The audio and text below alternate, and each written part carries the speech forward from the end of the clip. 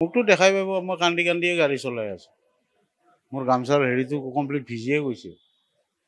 মই গলত এখন ডিঙিত এখন গামচা লৈ আছিলোঁ, গামচাখন চকুৰ পানী মুচি মুচিয়ে মোৰ ভিজি গৈছে। মোৰ এতিয়াহে বেছি বেয়া লাগি আছে। সেইকেইদিনতো জুবিনদাৰ লগত খাটিম বুলি জুচৰ এটাত মই খাটি আছিলোঁ। এতিয়া তাৰমানে ক'ৰবাত যদি মই জুবিনদাৰ গান শুনো, মই চকুৰ পানী অট'মেটিক নিজে নিজে আহে, মই ক'ব নোৱাৰোঁ।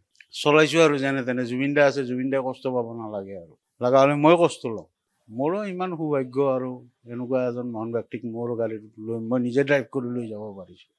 তেখেতৰ লগততো বহুত ড্ৰাইভাৰ থাকে, কাৰণ কাৰো নচিবত পৰা নাই, মোৰ নচিবত যে পৰিছে। জুবিন গাৰ্গৰ সেই শেষ বাহনখন, যিখন ফুলেৰে সজ্জিত এম্বুলেঞ্চখন, আৰু সেই এম্বুলেঞ্চখনৰ চালক মোৰ সৈতে আছে টিকেন ডেকা। আপোনাক প্ৰথমে আমাৰ অসম লাইভলৈ স্বাগতম জনাইছোঁ। নমস্কাৰ, মোৰ নাম শ্ৰী টিকেন ডেকা। আমি গম পাইছিলোঁ যে আপুনি যি আমাৰ অসমৰ সকলোৱে মৰমৰ হিয়াৰ মুঠি জুবিন গাৰ্গৰ শেষখন বাহন আপুনি চলাই তেওঁক লৈ গৈছিলে সোণাপুৰলৈকে। কেনেকুৱা আছিলে, কি সোণাপুৰলৈকে লৈ যোৱা নাছিলোঁ, এয়াৰপৰ্টৰ পৰাহে মই ইয়ালৈকে লৈ গৈছিলোঁ, সৰুসজালৈকে। আপুনি এয়াৰপৰ্টৰ পৰা ঘৰৰ কাইলিপাৰাৰ পৰা সৰুসজা। কেনেকুৱা লাগিছিলে সেইখন? তেতিয়াতো আৰু বহুত বেয়া লাগি আছিল, জুবিনদা নাই আৰু এইখিনি সেৱা কৰিবৰ পৰা পোৱা বাবে এই মা ছাৰ্ভিচত মই বেছি দিন হোৱা নাছিল সোমাব। সেইখন গাড়ী আছে, সেইখন বাহন আছিল মা ছাৰ্ভিচত। মই সোমাব 2 মাহ হৈছিলহে। মোৰ ভাগতে পৰিল তাৰমানে এনেকুৱা এটা হেৰি। আমাৰ অফিচটোৰ নাম হৈছে মা ছাৰ্ভিচ। আপোনাৰ কেনেকুৱা লাগিছিলে সেইটো টাইমত? বেয়াটো যথেষ্ট বেয়া লাগি আছে, ইমান ৰাইজৰ হৈ চৈ লাগি আছে, তথাপি আৰু কিবাকে চম্ভালি আনিছোঁ আৰু।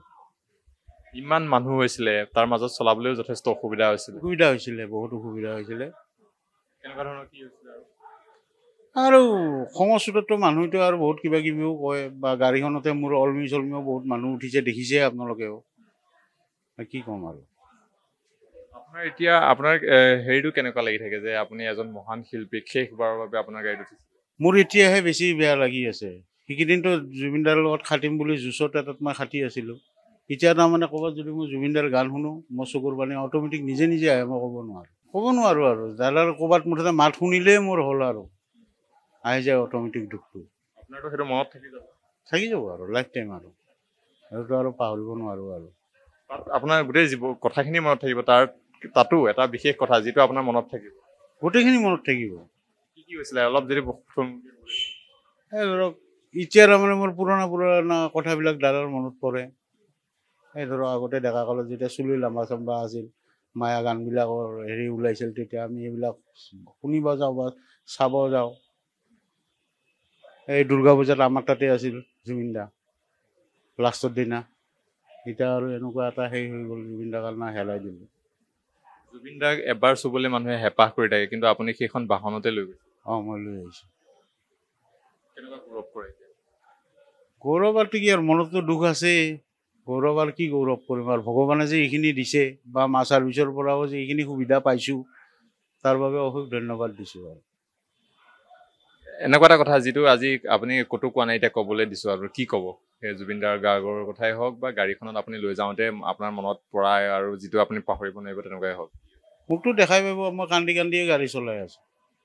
মোৰ গামচাৰ হেৰিটো কমপ্লিট ভিজিয়ে গৈছে। মই গলত এখন ডিঙিত এখন গামচা লৈ আছিলোঁ, গামচাখন চকুৰ পানী মুচি মুচিয়ে মোৰ ভিজি গৈছে। ৰাইজৰ যিমান কান্দোন দেখা পাইছোঁ, তাৰমানে যিমান ৰাইজে কান্দে তাৰমানে তাতকৈ মোৰ বেছি ওলায় লৈ যোৱাৰ কাৰণে। বা মোৰো ইমান সৌভাগ্য আৰু এনেকুৱা এজন মহান ব্যক্তিক মোৰ গাড়ীত লৈ মই নিজে ড্ৰাইভ কৰি লৈ যাব পাৰিছোঁ। তেখেতৰ লগততো বহুত ড্ৰাইভাৰ থাকে, কাৰণ কাৰো নচিবত পৰা নাই, মোৰ নচিবত যে পৰিছে। নিশ্চয় ময়ো কাৰোবাৰ কিবা ভাল কৰি থৈছিলোঁ নেকি, তাৰ ফলত পাইছোঁ এইটো। বা আপোনালোকৰ চেনেলতে আহিব যি পাইছোঁ, এই মা ছাৰ্ভিচৰ হেৰিৰ জৰিয়তে আহিব পাৰিছোঁ। আৰু যেতিয়া আপোনাৰ কেতিয়াবা গাত চাত থাকে, তেতিয়াও আপোনাৰ জুবিনদাৰ গাড়ী আছে বুলি সেইকাৰণে অলপ কেনেকুৱা লাগে? কি ক'ম আৰু, এইটো আৰু ক'ব ভাষা নাই আৰু। চলাইছোঁ আৰু যেনে তেনে, জুবিনদা আছে, জুবিনদাই কষ্ট পাব নালাগে আৰু। লগা হ'লে মই কষ্ট লওঁ, সেইবাবেই গাড়ী চলাইছোঁ।